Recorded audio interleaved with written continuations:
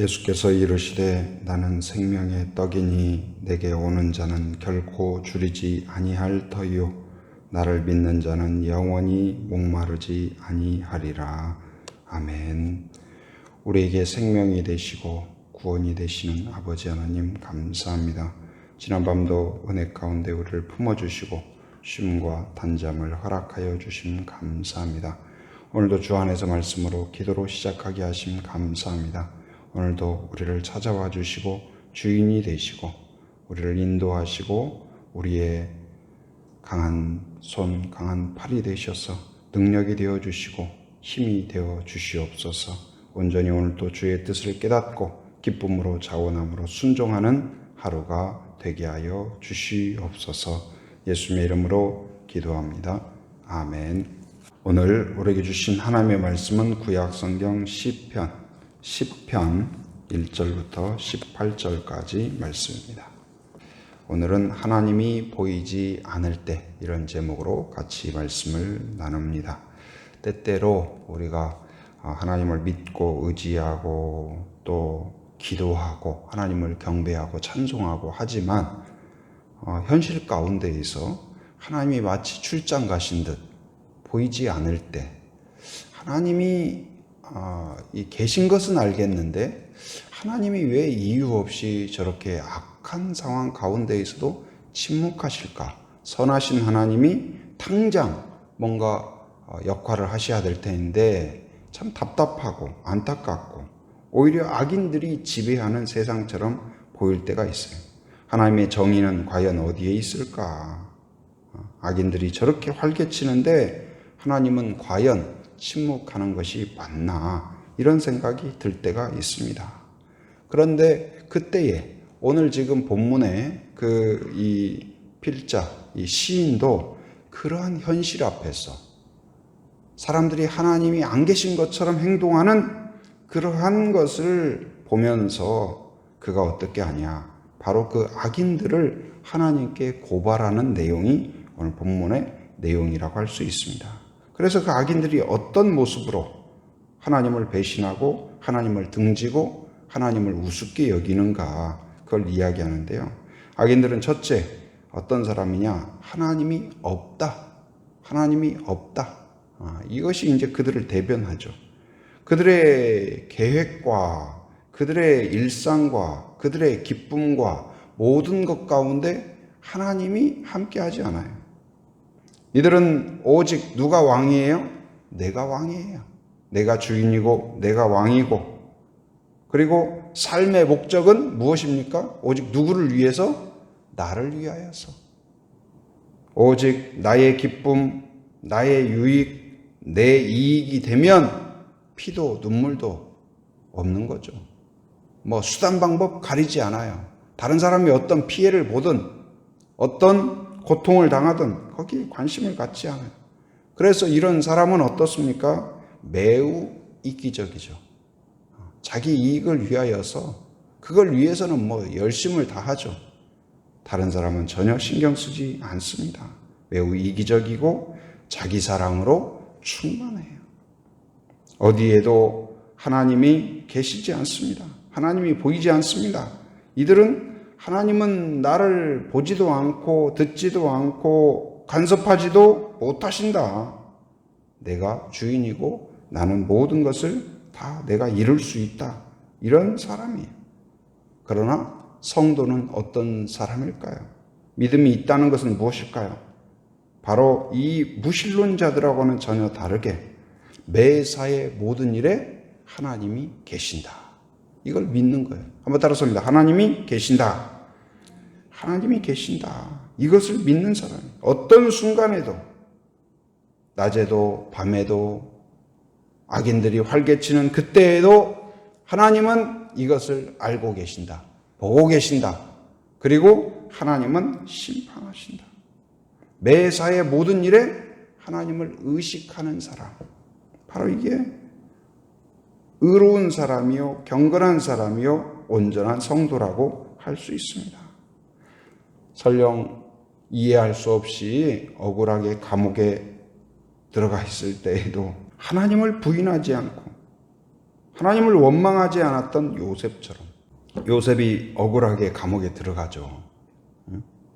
그 보디발의 집에 있을 때 이 보디발의 아내가 딱 보니까 그 젊은이가 너무 준수한 거예요. 너무 멋져요.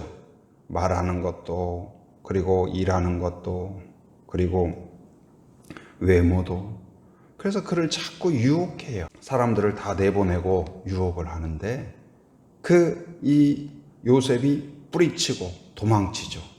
그런데 오히려 그 유혹을 뿌리치고 그랬으면 상을 받아야 되는데 오히려 그것 때문에 어떻게 돼요? 이 보디발의 감옥에 갇히게 돼요. 억울하죠. 억울해요. 그런데 성경이 어떻게 표현해요? 요셉은 감옥에 갇혔으나 하나님이 그와 함께 하심에 형통하였더라. 매우 참 특이한 그런 이야기를 해요. 어떻게 감옥에 들어갔는데 형통했을까? 근데 그 성경의 형통의 의미는 무엇일까요? 내가 생각하는 대로 잘 되는 것이 형통이 아니라 뭐가 형통해요? 내 안에 계신 하나님이 주인이 되시고 어떤 상황에서도 나를 이끌어 갈 때 하나님의 계획대로, 하나님의 뜻대로. 예를 들어서 운동선수가 막 힘들게 연습을 하죠. 올림픽을 앞두고 막 땀을 뻘뻘 흘리고. 운동을 하고 싶을까요? 쉬고 싶을까요? 쉬고 싶죠. 막 그 땀을 뻘뻘 흘리면서 막 죽을 것 같고. 그런데 나는 쉬고 싶지만, 나는 놀고 싶지만 운동을 해야 되는 거예요.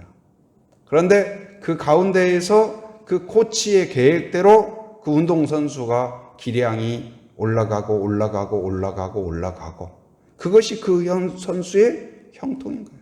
내가 하고 싶은 대로 되는 것이 아니라 그 코치의 계획대로 목표대로 이루어져 갈 때 그것이 형통인 것처럼 바로 하나님과 우리 사이에도 내가 원하는 대로, 내가 생각하는 대로, 내가 하고 싶은 대로 되는 것이 형통이 아니라 나를 향한 하나님의 뜻과 계획이 준비되고 이루어지고 단련되고 순결해지고 경건해지고 하나님의 자녀답게 만들어져 갈 때 그것이 바로 형통이죠. 그래서 믿음의 사람은 어떤 사람이에요? 내 생각대로 되지 않는 그때에도 하나님을 바라봐요. 하나님을 의지해요. 하나님의 살아계심을 부인하지 않아요. 그때에도 하나님이 왕이 되셔요. 스데반은 어떻습니까? 죽음 앞에서도 사람들이 돌을 던지죠. 그가 간증하고 그가 설교할 때 억울함이란 이루 말할 수가 없죠. 그런데 그때에도 하나님을 바라보고 천국을 바라봐요. 그리고 그를 향하여서 자애로운 눈빛으로 바라보는 하나님의 얼굴을 대면하게 됩니다. 믿음이 있다는 것은 무엇일까요? 좋을 때는 그냥 하나님 감사합니다 하고 조금만 문제가 생기면 하나님 이럴 수 있습니까? 원망하는 것이 아니라 고난 앞에서는 간구하고 고난 앞에서는 하나님을 더 붙잡고 의지하고 은혜 앞에서는 어떻게 해요? 감사와 찬양, 예배 가운데 나아가는 사람. 그 사람이 바로 온전한 성도라고 할 수 있습니다. 하나님을 모른다는 것은 바로 내가 주인 된 삶입니다. 그러나 하나님을 안다는 것은 하나님이 주인 된 삶이에요. 그리고 악인은 어떻습니까? 하나님이 없다 할 뿐만 아니라 내가 왕이다 하는 사람이에요. 교만해. 그 4절 한번 같이 읽어봅니다. 자, 시작. 악인은 그의 교만한 얼굴로 말하기를 여호와께서 이를 감찰하지 아니하신다 하며 그의 모든 사상에 하나님이 없다 하나이다. 자, 5절도 자, 시작. 그의 길은 언제든지 견고하고 주의 심판은 높아서 그에게 미치지 못하오니 그는 그의 모든 대적들을 멸시하며. 그러니까 그는 어떻습니까? 하나님이 없다 할 뿐만 아니라 나는 견고하다. 누구도 나를 공격할 수 없다. 나는 영원하다. 나도 영원하고 내 자녀도 영원할 것이고 내 기업도 영원할 것이고 결코 누가 나를 흔들 수 없을 것이다. 아무도 나한테 까불지 마라. 내 인생은 불가능이 없다. 실패는 없다. 자신만만. 교만함으로 가득 찬 사람이죠. 그것을 지금 이 시인은 고발하고 있어요. 그러나 성도는 어떤 사람이 되어야 될까요? 범사에 하나님을 인정하는 사람. 이 사람이 경건한 사람이요, 의로운 사람이요. 범사에 하나님을 왕으로 섬기는 사람입니다. 16절 같이 읽어보겠습니다. 시작. 여호와께서는 영원 무궁하시도록 왕이시니 이방 나라들이 주의 땅에서 멸망하였나이다. 오히려 시인은 하나님을 어떻게 고백해요? 여호와는 왕이십니다. 영원한 왕이십니다. 여러분, 어떤 상황에서도 하나님이 왕이 되시고, 왕이 된다는 건 뭐예요? 왕은 백성을 보호합니다. 왕은 백성을 인도합니다. 마찬가지로 하나님은 나를 보호하시고 지키실 뿐만 아니라 나를 하나님의 길로, 하나님의 목적으로 인도하시는 줄 믿습니다. 그리고 하나님 앞에 어떤 자세로 써요? 자, 17절 같이 읽습니다. 시작. 여호와여, 주는 겸손한 자의 소원을 들으셨사오니 그들의 마음을 준비하시며 귀를 기울여 들으시고. 하나님을 어떤 분으로 인식합니까? 바로 하나님 앞에 그렇게 하나님을 왕으로 섬기기에 그 앞에 우리의 자세는 어때요? 겸손함으로. 하나님은 창조자입니다. 하나님은 나의 주인입니다. 하나님은 나의 주권자입니다. 하나님에게는 지혜가 있습니다. 어떤 나에게 큰 문제가 있다 할지라도 그 문제를 이겨내는 지혜가 있는 줄 믿습니다. 그것을 믿는 거예요. 고백하는 거예요. 그리고 하나님은 그 사람을 의롭게 여기셔요. 그래서 믿음의 사람의 특징은 어떻습니까? 어려움의 순간에도 기도를 멈추지 않습니다. 그리고 범사에 감사를 잃지 않아요. 예배를 진심으로 드릴 수밖에 없어요. 그 감사와 감격과 믿음 안에 거하기 때문에. 오늘 이제 그 눈앞에 지금 당장 하나님이 안 계신 것처럼 벌어지는 이 세상의 모습 가운데에서 우리가 어떻게 살아갈 것인가?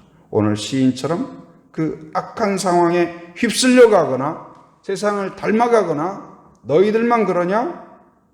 나도 함께 그렇게 따라가는 세속화된 사람이 아니라 오늘 시인처럼 그 악인들을 하나님 앞에 고발하며 오히려 나는 하나님을 의지하리라 고백하는 시인처럼 겸손한 성도, 하나님을 왕으로 섬기는 그러한 성도로서 기도하고 감사하고 예배하는 그러한 종이 되기를 주님의 이름으로 축원합니다.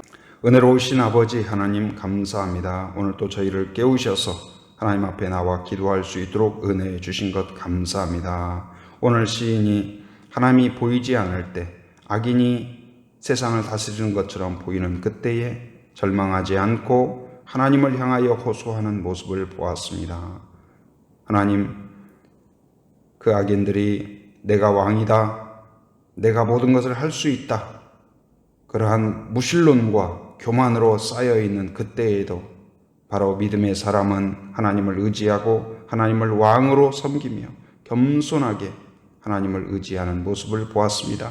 하나님, 우리가 이 땅에 그 사람들의 모습으로 인하여서 좌절하거나 실망하거나 휩쓸리지 않도록 인도하여 주시옵소서. 범사에 하나님을 인정하게 하여 주시고 모든 일에 있어서 하나님을 왕으로 섬기는 자가 되게 하시며 하나님이 보신다, 하나님이 들으신다, 하나님이 지키신다, 하나님이 인도하신다, 그 믿음을 품을 수 있게 하여 주시옵소서. 하나님, 눈에 보이는 것 때문에 실망하거나 좌절하지 않게 하여 주시고 하나님의 말씀을 믿고 따르고 의지하는 종들이 되게 하여 주시옵소서. 하나님, 환우들이 있습니다. 전능하신 손길로 만져 주시옵소서. 치료하여 주시옵소서. 모든 암이 제거되게 하여 주시고 연약한 부분이 강건하게 하여 주시고 하나님 아버지여, 또 하나님 손상된 부분이 치료될 수 있도록 인도하여 주시옵소서. 또 이 지역을 축복하며 기도합니다. 하나님, 하기와 외도와 애월 지역을 기억하시사 하나님을 만나는 땅이 되게 하여 주시고 또한 우리 교회가 하나님을 알아가기에 가장 좋은 최적의 그러한 하나님 아버지 공동체가 되게 하여 주시옵소서. 또한 이제 비택자 교육을 앞두고 있습니다. 한 분 한 분 세워주셨사오니 지혜를 주시고 사모함을 주시고 헌신의 마음을 불어넣어 주시옵소서. 하나님이 쓰시는 좋은 일꾼으로 세워질 수 있도록 인도하여 주시옵소서. 하나님, 오늘 또 새벽을 깨우며 함께한 성도들을 기억하여 주시고 마음의 소원과 기도 제목을 하나님께 아뢰을 때 아버지 하나님이시여 신실하게 응답하여 주시옵소서. 가정의 필요를 채워주시고 앞길을 열어주시옵소서.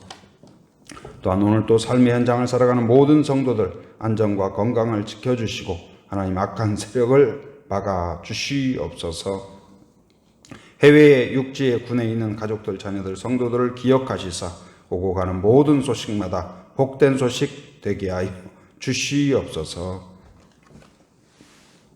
지금은 우리 주 예수 그리스도의 은혜와 하나님의 풍성하신 사랑과 성령의 교통하심, 인도하심의 역사가 오직 하나님을 왕으로 섬기며 겸손하게 순종하기로 결단하는 한 사람 한 사람 머리 위에, 가정 위에, 일터 위에, 사역 위에 지금으로부터 영원토록 함께 하시기를 간절히 축원하옵나이다.